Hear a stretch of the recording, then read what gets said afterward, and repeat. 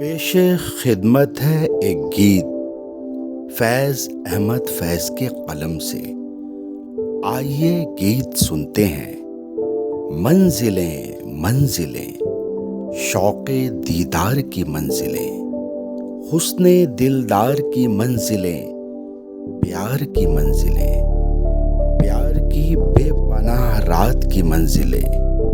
کہکشانوں کی بارات کی منزلیں، سر بلندی کی، ہمت کی، پرواز کی، جوش پرواز کی منزلیں، راز کی منزلیں، زندگی کی کٹھن راہ کی منزلیں، سر بلندی کی، ہمت کی، پرواز کی منزلیں،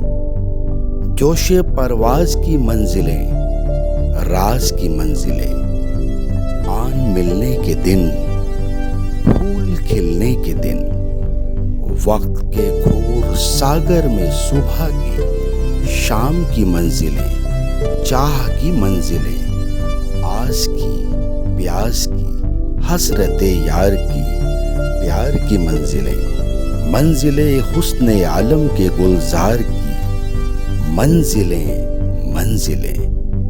موج در موج ڈھلتی ہوئی رات کے درد کی منزلیں،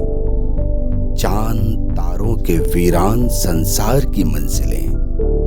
اپنی دھرتی کے آباد بازار کی منزلیں،